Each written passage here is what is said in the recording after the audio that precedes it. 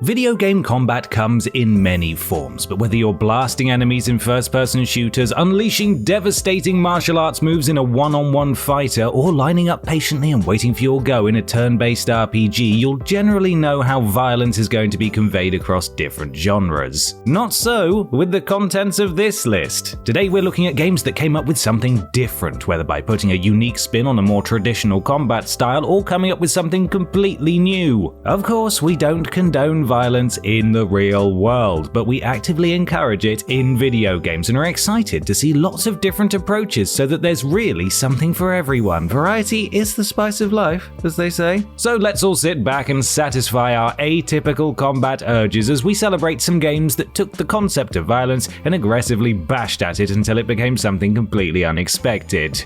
I'm Ben from TripleJump, and here are 10 video games with unusual combat mechanics.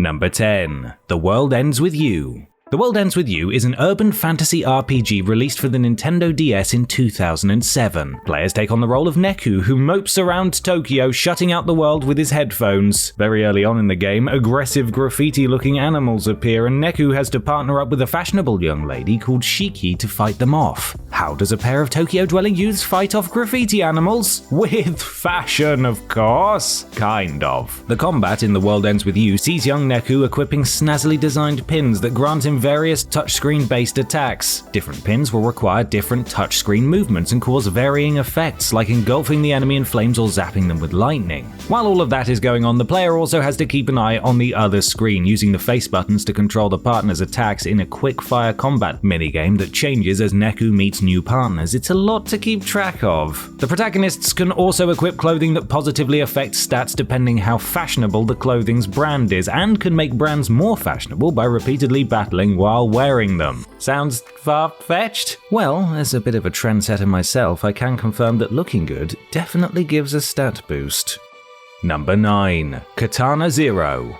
Time for some dystopian neo-noir samurai action now as we discuss action-packed 2019 platformer Katana Zero. Ostensibly a side-scrolling hack-and-slash, Katana Zero follows an amnesiac assassin named Subject Zero. Like our beleaguered protagonist though, Katana Zero's gameplay has hidden layers. While the gameplay is definitely close to other side-scrolling slash-em-ups, the premise gives the combat a stylish and thematic twist that earns it a place on this list. If your attempt at a level results in Subject Zero's death, the game will treat this as the protagonist envisioning his moves in his head.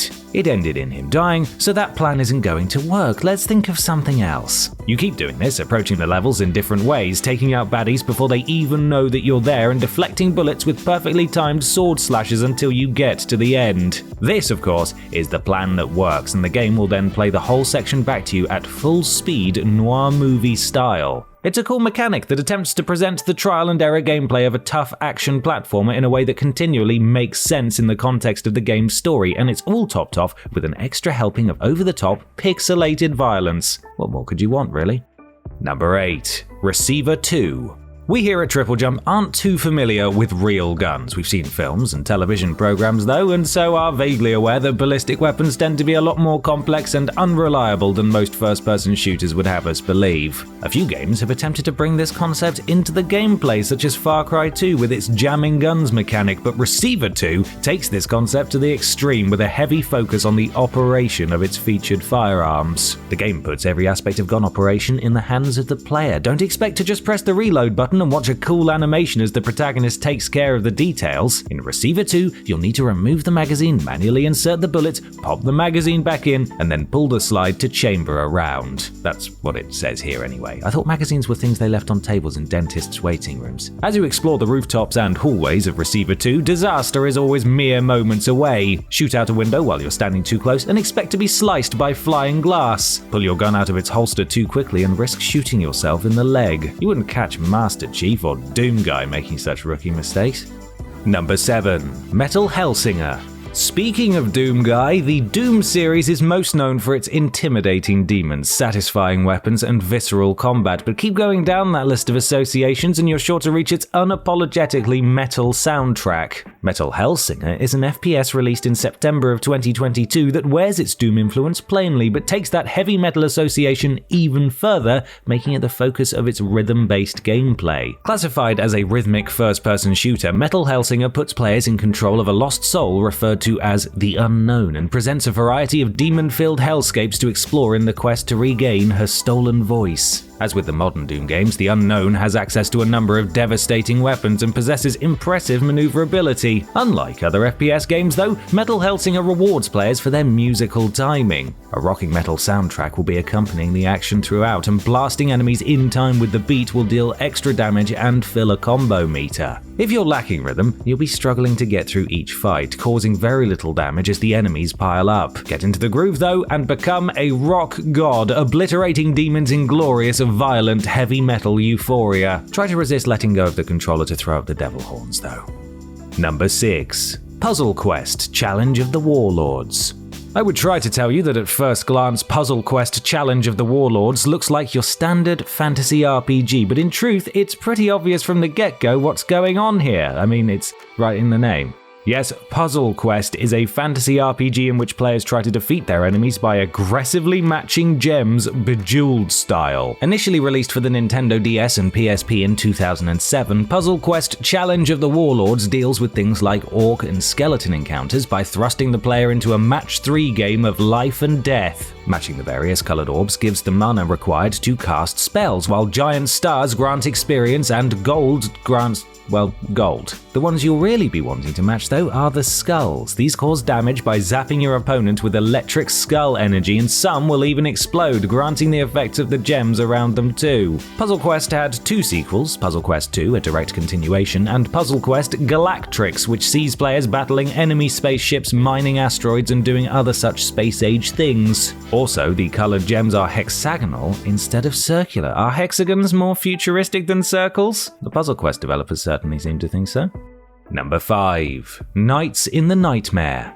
DS and PSP oddity Nights in the Nightmare was originally released in 2008. Its Wikipedia article lists it as a strategy shooter role-playing game hybrid, which should go some way to explaining why we're including it on this list. We'll try to explain a bit more, but bear with us, as Nights in the Nightmare features game mechanics on top of game mechanics and is somewhat confusing even for hardcore RPG and strategy fans. At their most basic level, the battles are grid-based tactical affairs, but instead of scrolling through menus, the player directly controls a wisp, moving it around the screen to issue orders and direct special attacks. This wisp is far from just a cursor, as it will constantly be under fire from enemy attacks, meaning that the player has to dodge incoming ordnance bullet hell style while carrying command icons to characters so that they can act. Enemies aren't defeated normally either, and instead must be lined up tic-tac-toe style and killed off simultaneously using careful positioning. Oh, and if you get hit in wisp form, your turn timer ticks down. Oh, and you have to keep an eye on your equipment's durability. Oh, and final thing, your characters can permanently die just from using skills. Not sure about the knights, but this game definitely sounds like a nightmare. Number 4. Resonance of Fate.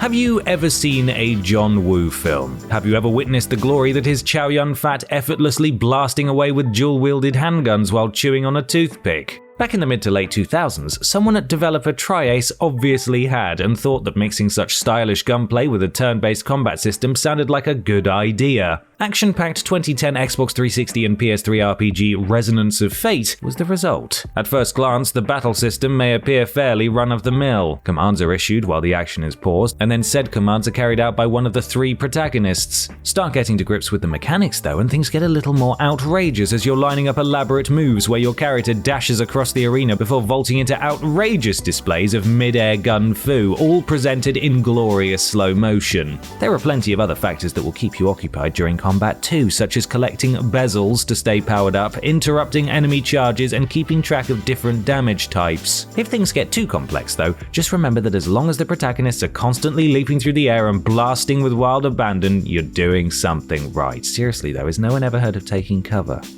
Number 3. Tori Bash.